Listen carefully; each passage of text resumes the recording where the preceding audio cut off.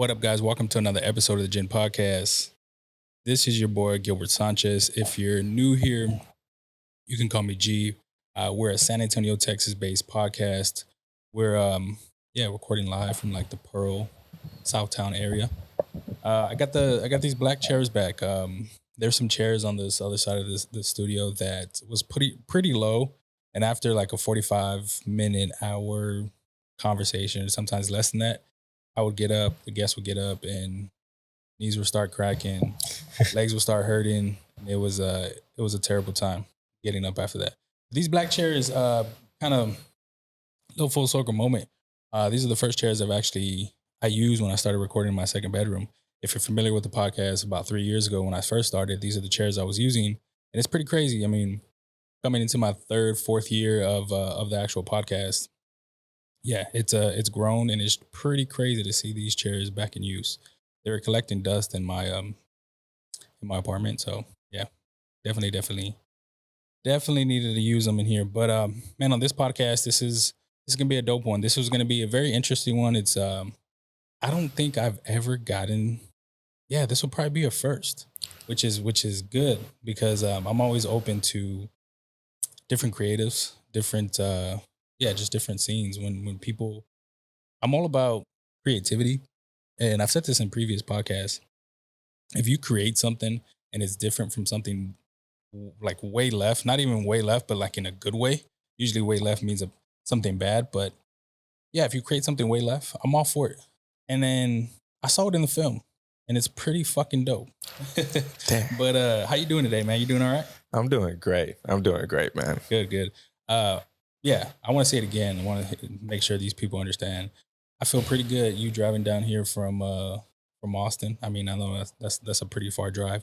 Luckily, there's it's nothing too crazy. It's like kind of 35 is pretty straightforward. Yeah, straight 35. Yeah, so it's not nothing too crazy.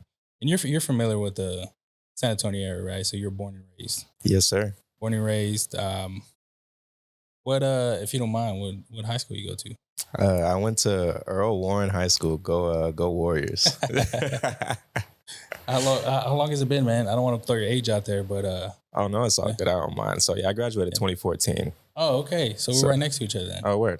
2013. Oh, nice. Yeah, Perfect. So it's nothing crazy. Okay, where'd you go? Southwest. Oh, perfect. Yeah. Southwest. And we're getting old, bro. Don't remind me, bro. Please don't. I tell people all the time, man. I try to not think about 30, but man, when you're in high school, even when you're younger, you kind of have this thing of you have your whole life figured out by the time you're even 25. I mean, more or less 30. For real. We're kind of past that, so we're like, damn, I don't even know if this is. I mean, what's going on right now? You about to throw me into an existential crisis right now, bro. I'm just kidding, man. But I'm glad to have you on here. Like I said, this is going to be a different topic, a different type of content creation. I was about to say before we went live. I know Miles had put us in a little connection on Twitter, and that caught my eye. But I want to say this because I want to say it was August of this year. AJ Bray sent me a message on DM, and I've had him twice on my podcast previously. And cool guy, down to earth. Love AJ, love what he does. And I guess the story he had sent was, either deleted or time had passed by, so I couldn't really see it. But I saw the profile. So I was like, I didn't message back. I didn't really know why he sent it to me because the thing was deleted. And then when I went to the profile on Instagram, when I messaged you, I put two and two together, and I was just like, that makes sense. I'm more than sure, 100% sure that AJ Bray sent me something to do with the film. And I was like, that makes fucking perfect sense. So wow. Well, yeah. Shout out to Miles. Shout out to AJ. For real. There's another person I wanted to shout out to, Wes Denzel. That's my brother. Yeah. He is dope, bro. Yeah, man. He's so dope. I had him too on the podcast. This was season 2 back in, and I want to say summer or fall of 2021. So it's been like 2 years. But interesting guy in a good way. Yeah. Because he made some valid points on our podcast. But I guess what's the affiliation from there? I mean, you've known him for a while? Yeah, I've known him for a few years now at this point. So pretty much how we met, I started off in photography. So that's kind of how I started my creative journey pretty much. I did film photos for music artists, like album covers, different things like that. And then he hit me up one day, said he had some ideas, sent some music, and I was like, yo, it's pretty dope, so let's work. Ever since then, we just had a relationship. That's one of my dogs. How far back was that? Do you remember? Been a while? I would easily have to be like 2020. Oh, okay. Yeah, like 2019, 2020. Damn, that's good. So when I first, oh man, I'm trying to figure out where I actually saw him, or if he reached out, or man, I'm drawing a blank. I'm drawing a blank. I'm pretty sure. So yeah, I'm pretty sure someone sent me his information. I just don't remember. He moves in mysterious ways, bro. Yeah, man. He's like, the music is there, and it's yeah, he's a cool guy, man. He's That's a cool my guy. dog. Shout out to Wes. I seen him recently on the called on Radar.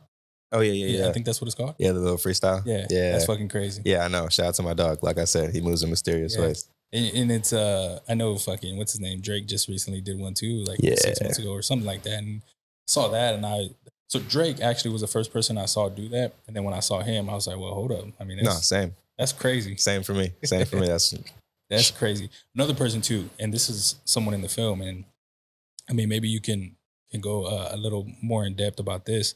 Miles. Yeah. Miles, I had him last season. Dope conversation.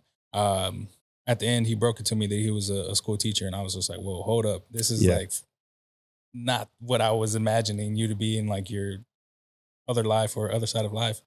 And it just threw me off guard, but you can just tell based off what he was doing and the music and the creativity, it went hand in hand to like the stuff that he was doing in the like just in his teachings. I'm sure you can see, or he can see some connections there. But yeah, go into a little bit, I guess, how the affiliation came with Miles, and then I guess would he be the main character in the actual film? 100%. Yeah. So Miles is 100% the main character in the film. Shout out to Miles. So how we connected was pretty cool because we didn't really know each other. The first time that we met was on set. So pretty much I like sent out a tweet saying with a little picture, just having all my information, saying, hey guys, this is a casting call. I'm looking for these type of people. If you're interested, DM me. And then like a lot of people DM me, and he was one of them. And then at that point, I had like a sample script for everybody, and they all sent video auditions. And his was one of the best ones that came back. So yeah. Interesting, very interesting. What I guess follow-up question, what kind of stood out from other people towards him? I guess why was he the number one pick? I can definitely because I think the sample script that I sent, a lot of the people that were that rehearsed that one or sent that script to me, they kind of did it all the same way, and his was the first one that I can tell that he like read it differently, and like obviously he got the same feeling that I'm looking for off, but yeah, he just gave it to me in a slightly different way, and it wasn't any excerpts from the actual script that we did, but I was just like, okay, I can tell that he can interpret the words in a interesting way. So when Miles connected us on Twitter, I had no idea who was gonna be in the film. Like just when I saw him, well, first when I saw Wes, I was like, oh, this is gonna be fucking crazy. Then when I saw Miles, I was just like, wait, this is the type of kind of circle that's going around right now, and I can see it. And you wouldn't think that. I mean, for me, it just with the acting was. I'm not I don't know. I even know how to explain this. I'm not a person that could judge acting because I don't even know if I could personally do it. Yeah. But Miles, I don't know if that's his first time, but it seems so natural for him. Yeah, he told me it was his first time, and I was surprised with it as well. Everybody pretty much, I think, except for Adeseli, the lady in the in the film. I think everybody else pretty much it was their first time like on camera, at least in that type of setting for sure. So yep. I guess let's throw it back a little bit. You started off with photography. That led into film, I'm assuming? Yeah, pretty much. So yeah, I started off in photography. I've always had like ideas for people's music videos because I worked with music artists all the time. So I would always just like randomly pitch ideas and be like, hey, wouldn't this be dope? Hey, this would be cool. But I would never actually move forward on anything like that. But I always like kind of centered my photography around like making them look like stills, like movie stills, and making them look super cinematic. So I think it was just kind of a natural progression. Yeah. The the titles at the end, I'm all off track right now. Nah, it's But all the good. titles at the end, and this is a question I randomly thought about. Like once you get to the end of the movie and into this film as well, you have producer, executive producer, like director, and all these different things. Um, Shit, man. Growing up, did you ever think that this was be something that you would be doing? Like yes and no. So Yeah, like inside, I've always had a love for these type of things. So in that way, I'm not surprised. But then in me actually doing these things and seeing what like it's reaping right now, uh, it is pretty surprising. I'm yeah, like it's fun. yeah. Because you growing up, right? I mean, you see these directors, actors, and it's kind of like, oh, like I want to be that when I grow up, or I want to act like them, or I wish I can act, or I mean, whatever the case may be. And you start doing it, and you figure out like, hey, this is something I can actually do. I don't know if it's an aha moment or it was just like, oh, this is something that's so easy. It was just bound to happen. Um, but growing up, I mean, did you have any background to where it was that connection where it made it easy? Not at all, bro. Yeah. Um, I just really enjoy movies and music, and they've always just made me like feel good inside. So Yep. I just kind of just like followed that passion. I want to try it out myself. Yeah. Same here, man. Like this is something that was totally new to me. Never edited video before, other than like iMovie, other than maybe just a little bit in high school. Never edited audio, never even turned on a camera. Mm. Like it was just straight into it. So going into it, um, what type of struggles did you see? I mean, you can even go into photography, but what type of struggles did you see in photography and in film? Um, yeah, it's just the growing pains of like just trying to get certain things done. Like it's an actual process of like turning something that you see in your mind and actually making it like physical, and it's a lot harder of a process than you think. So yeah, especially like with the film and stuff, like having to gather everybody at one place at one time, writing certain things, and you read it back and you're like, wait, this doesn't make sense for by what I said earlier. You have to like make sure things tie up. It's a lot of things, bro. I can see it, man. Like I said before, man, I don't think I would ever do it. The writing part too, never good at it. Like just even in towards college, like I remember writing papers and yeah, just never good at that type of stuff. Got Mm. towards the end, I had to write an essay. I don't even remember what it was. Like, it's like an ending essay, and I'm surprised it even got like an A plus on it. And I was just like, "Oh, this is coming up a surprise."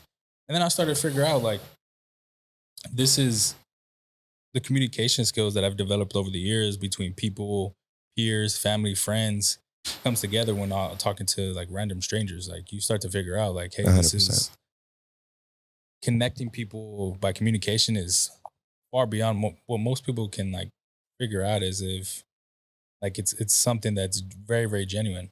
Hmm. What I'm trying to get at is, um, did you go to college or anything like that for this? No, No. not at all. So I went to college for a little bit. I dropped out. I went to Yeah. Texas State. Go Bobcats. Hey, they're Um, having a crazy season right now. I know, which is nuts. Like, Yeah. shout out to like yeah, years after I leave, we're actually doing something. But so yeah, no, I didn't go to college for it. Right.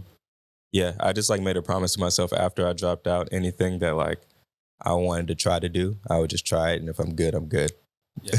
When did you realize that this is something you're actually good at? Like, was there somebody that told you that, or you just honestly just trying to figure it out still?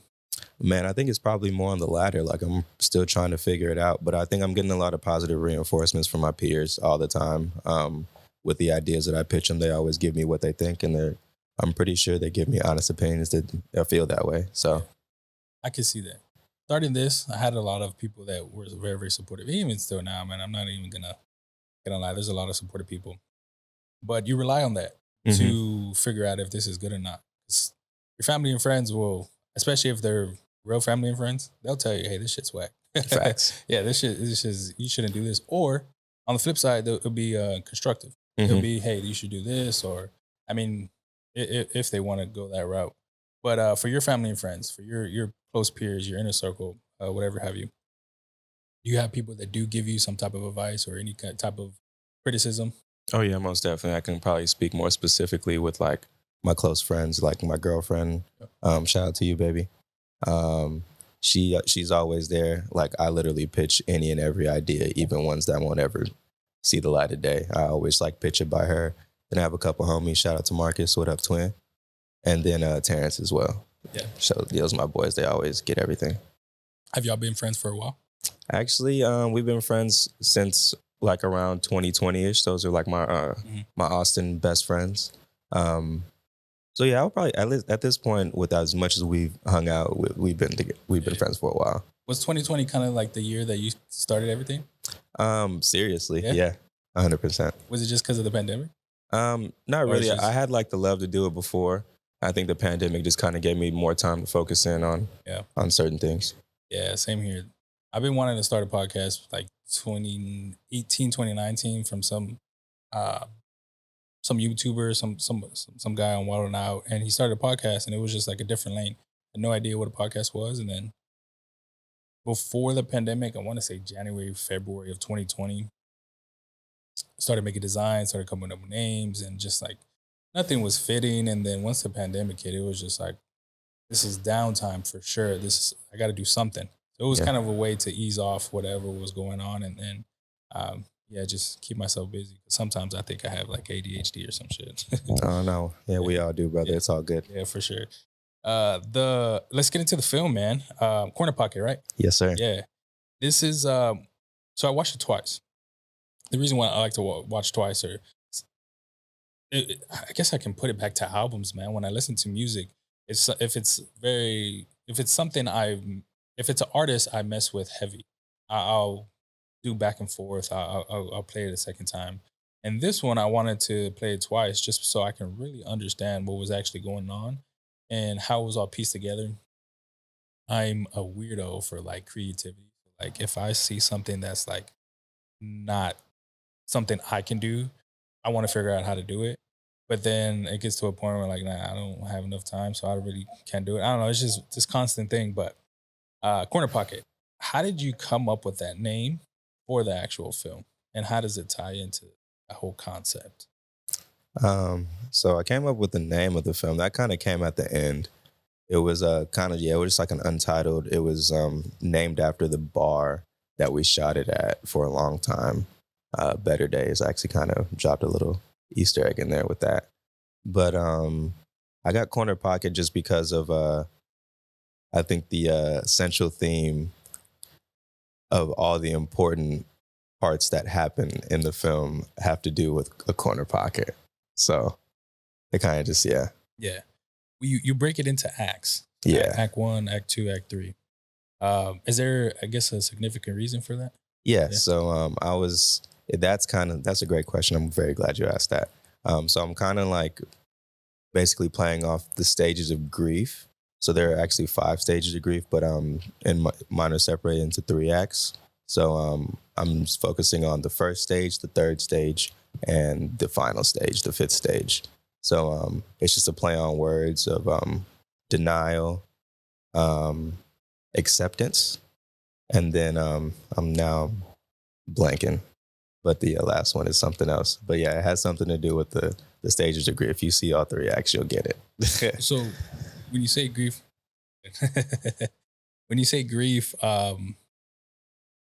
do you mean someone that's like passed away?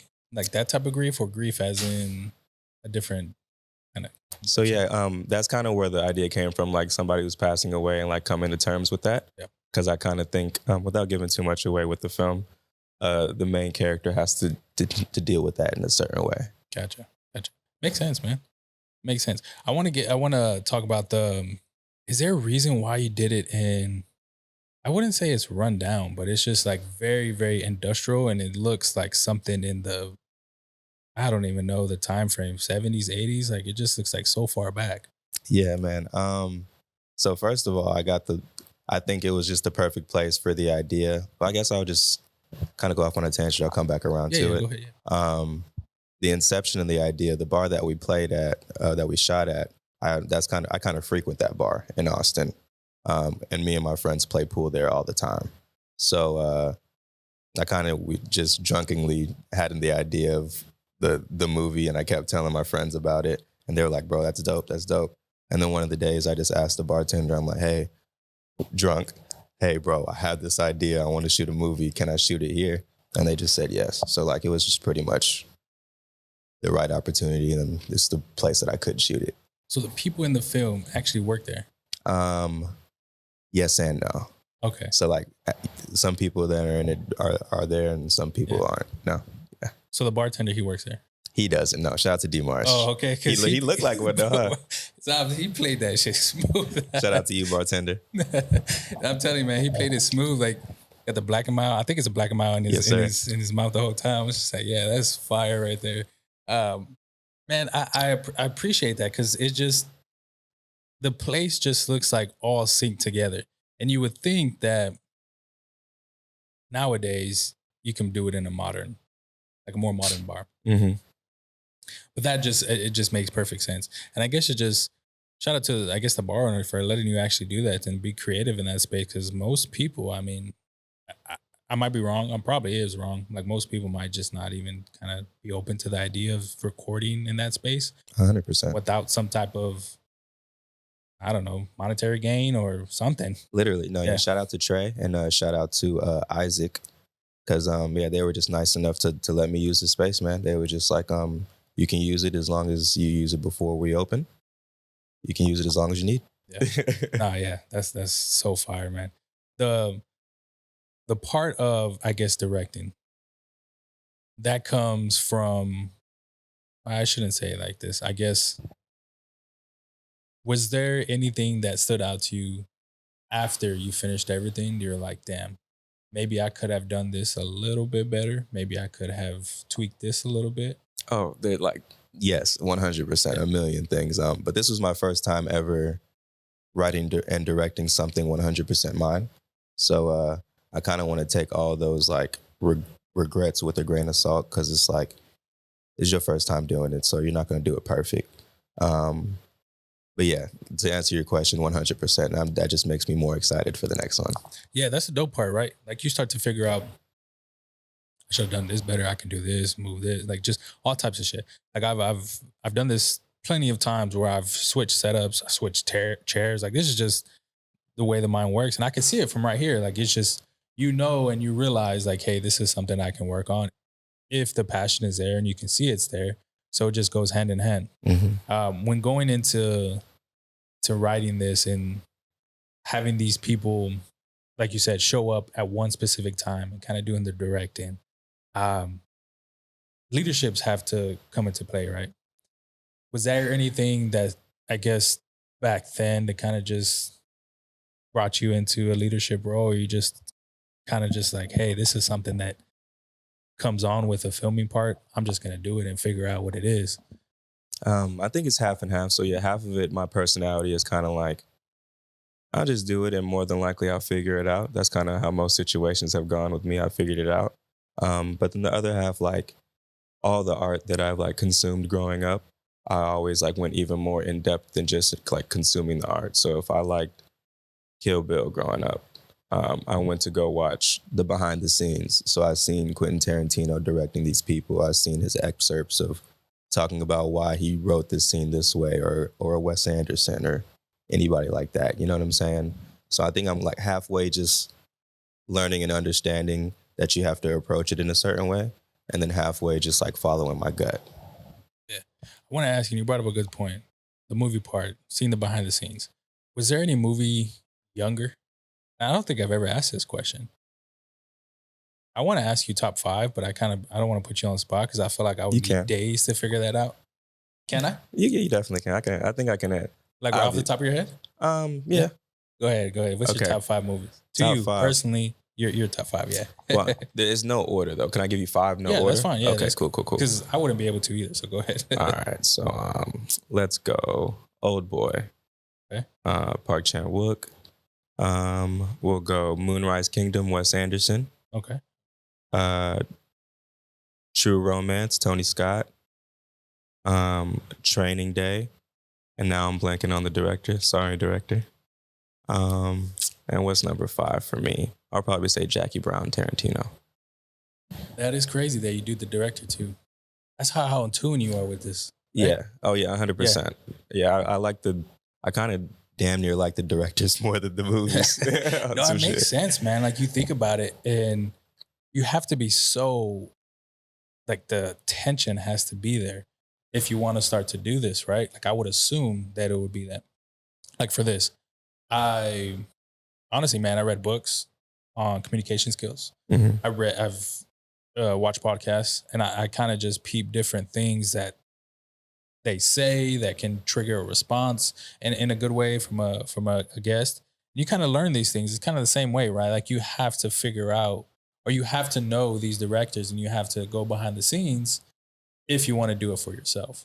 So that's pretty interesting that you named the top 5 movies. Because if I name top 5 movies, I would, other than like Michael Bay, that's Yeah. probably the only director I know because he's probably like a hot shot. I mean, Shout I out to don't, Michael Bay, bro. yeah, I don't know about now if he's released movies, but like I think Transformers was the movies that kind of set me off to him, and then I realized that he made Bad Boys 2, and Yes, then sir. like it was just I was like, oh, that makes sense. Like there's and even at that off tangent, even at that, you can see similarities. Hmm. And something I noticed with Michael Bay because like I YouTube this is maybe it was a TikTok, I don't remember, but like he goes in a circular motion for film. So like in Bad Boys 2, he'll have points in time where like Martin Lawrence or Will Smith will be like face to face with each other, and he'll go in like a circular motion. Yeah. And he has, and that's crazy. Like there's so much similarities between movies, and when it goes to Transformers, there's some things in there too. And I was just like, whoa, that's crazy,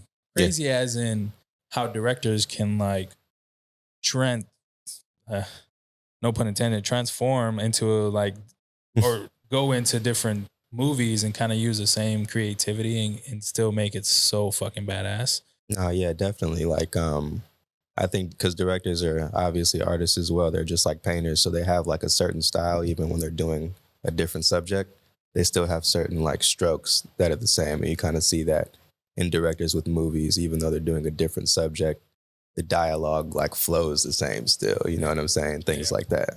Oh yeah, that's so dope, man. Like I said, I wouldn't be able to give you a top 5, so I'm gonna leave it at that. Nice. The next question I want to ask is the not only is there a title of the movie, hopefully your girlfriend's okay. Oh no, yeah, I think she's fine. I think she's fine. um, not only did it have an actual like film title, but these acts had actual titles as well, like something subtitle, I guess. I mean, so Yeah. the act 1, it was access denied. Thank you so much for writing those down. Yeah, of course, man. I'm telling you, I pay attention to detail. This guy's good, y'all. I pay attention to detail, and this is kind of like a PowerPoint. And I learned this in college, like just to write certain things off and then just go off the dome for like questions. But back to it. Access denied. Why did that act or that first part get played or get titled at access denied? I'm so glad you brought this up because I tried to explain it better earlier, but I couldn't. So, yeah. So the first part, this is off the first stage of grief, which is denial. And then I'd use access denied as a play on words for that act. And I think you kind of watch that first act and how it plays out. I don't want to give away too much, but like access denied kind of goes along with him because that main character is trying to get out of a situation he doesn't know he got himself into. Gotcha. And Miles, shout out to you again, bro. Shout out to you, brother. You the realest, bro. My dog. Yeah. Hopefully he sticks with it, man, because I can see the fluidness. It's just so you can, yeah. I wouldn't know where to start. Back to Act 2. So you get into Act 2, and it's you drive a hard bargain. Mhm. And I guess I want to kind of have you first talk about it first. But why was Act 2 named that? Yeah. So the stage 3 is bargaining, which is like kind of a concept of like, you haven't really accepted it yet, but you're toying with the idea of, I want it to be this way, but obviously it's not. And I'm like on that path to acceptance. So pretty much, yeah, in that act, after the main character figures out that he can't just walk out of the situation that he put himself in, now he's bargaining with himself on how he's going to get himself out of this situation. Is getting out of the situation walking out of the place? That's what he thought. Yeah, that's what I thought too. Yeah. But I'm kind of giving a different. I might have to rewatch it again after all of this. I love this. This is exactly what I want. Yeah, I really am though. But Act 3, so it's called Unstoppable. Yeah, what's the kind of deal with that? Why name Act 3 unacceptable? Yeah. So unacceptable. So yeah, the last stage is acceptance. And in the act 3, it's unacceptable, but is in parentheses. Yes. So sorry. I wanted to no. Yeah. But you're supposed to read it that way.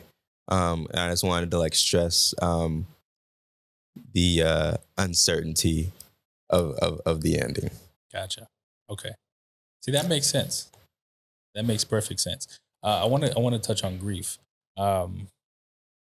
What kind of brings the whole mantra of grief into this film? Like, why does that make it success? Why does it make it a significance to you to even make this an actual film about grief?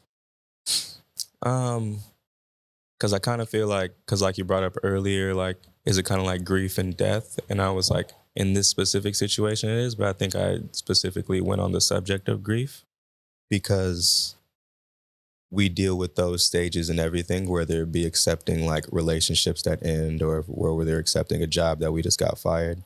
You still go through all those stages. It's just a different subject, you know? Yeah, that makes perfect sense.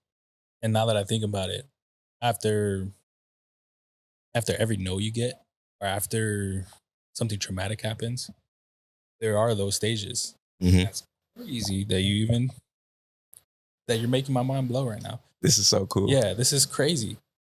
Because you do it. I mean, this is everyday life on most simple decisions, choices that you do, that you go through these stages. But at this point, when you get older and you go through experiences, it's a lot easier to kind of go down the line. Like you already been there, or hopefully most people go there. Because it builds character. builds Definitely. character. But yeah, man, I enjoyed the film. Like I said, I watched it twice. There was a ton of good acting. There was the scene was dope. I know you mentioned it's in the, I guess, final stages now. Yep. But when can we expect that? Perfect. Yeah. So top of 2024, January 15th is the official date. Corner Pocket will be releasing on all platforms, YouTube, Vimeo, and it will be releasing on my website that will be launching the same day. So. Nice. And this is a personal question for me because I've always found it very interesting until most recently. Style. Your style is very, very, very unique and dope. Cool. You got the glasses, you got the green shirt. I'm in a stage right now where I'm into green. I'm wearing black right now and all these types of colors, but I'm into a stage right now where I'm rocking green, brown, cream, all these like different. My girl's helping me out, so that's kind of the stage I'm at. But the style is unique, and I give it that word because most people are not dressed. Most people can't wear glasses. Pulling this off well, by the way, I can never wear those type of glasses. Thank you so much. But where does the style come from, man? Where does that come from? I've always liked to dress nice. My mom always dressed me like coordinated when I was a kid. So I think that plays a little part of it. But mostly like just growing up consuming art. Pharrell is one of my all-time inspirations. Ye, of course. People like Tyler. So I just like self-expression with clothes. I think that's just another artistic expression. So yeah, I just have fun with putting clothes on, man. Yeah, I want to get your thoughts on the. So your pants you're wearing right now are baggy. Yeah. And we were in a time and era, and I mean we graduated same time. We're graduating skinny jeans was in. Then it transformed to a little bit of like slim fit, and then now what I'm seeing is a lot of oversized, a lot of bagginess, and it's crazy because so we went to that era, the skinny jeans and then slim fit after, but way before that, you go into the early 2000s, and you got the long shorts, long basketball shorts. Yeah. You got the bagginess of the jeans. You got the bagginess of the suits from NBA players. Like that was like the style. So for me to see the transition into this, it's almost like history is repeating itself because it's so fucking crazy. Yeah. No, most definitely. Yeah, that's that's kind of a thing because I kind of like to say I'm into fashion. I have a clothing brand too. We're on a pause right now, but shout out to Sumo. Be on the lookout 2024. You in San Antonio, y'all know about it. Um, but yeah, about fashion, I think everything like comes back around. That's the cool thing about fashion.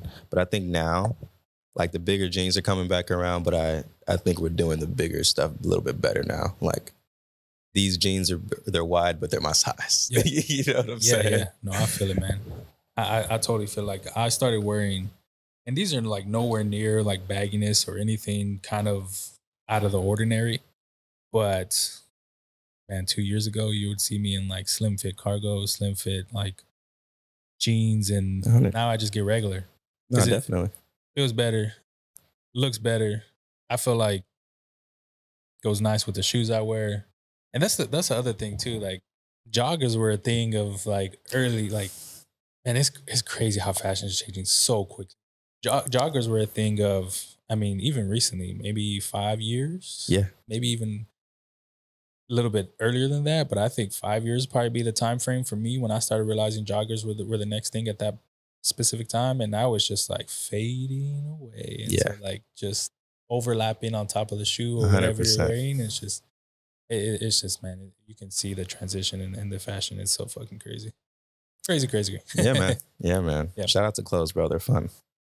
I appreciate you. Yeah, like I said, coming down here. Usually, people that I meet for the first time, conversations kind of dull, but this right off the back was just kind of free flowing. Like literally, just you would never think that we met for the first time, and it's dope to have these conversations with people. One, to the content side, the creativity side, and two, just to put people in a position to get them out of the show because it was the first time Miles had acted. Mm-hmm. It was the first time maybe that West Denzel has acted. So it's dope to see people putting other people in positions to get them out of the show. Not only that, it might spark something in their heads. I might be able to do this. So shout out to you, bro. Thank you, man. Yeah. Thank you. No, it was a pleasure being on here. This was so fun. Yeah, like I said, I appreciate you coming on, man. So top of 2024. Where can people find you? And yeah, say the date one more time. Yeah. Top of 2024, Corner Pocket, written and directed by yours truly, CINÉ. Comes out January 15th on YouTube, Vimeo, and my website that will be launching the same day. Can you say your website? Yeah, it'll be iamdevcine.com. Gotcha. And then, yeah, you can follow me at iamdevcine on all platforms, Twitter, Instagram, and all that. Follow planet.dev on Instagram as well. That's my DJ handle. If you're ever in Austin, Texas, or if somebody in San Antonio wants to book me, that would be great. You can come dance with me. I did see that. Yeah. I did see that. You have it in your bio, and I clicked it. I'm very like just. I just noticed things, but I did see that, so that's dope of you, man. Again, man, I appreciate you so much. We'll cap it off there. Do me a favor when you see this film, interact with it. Interact with it. Like, comment, subscribe, share it to your family and friends. Share it to social media. I think me saying this is a huge part in just showing love to creativity, just showing love to the hard work. Because doing this, I can only assume it's a tenth of what this guy is putting the work into. So just do me a favor, interact with this, show love. Yeah, just do me that huge favor. I really, really appreciate it.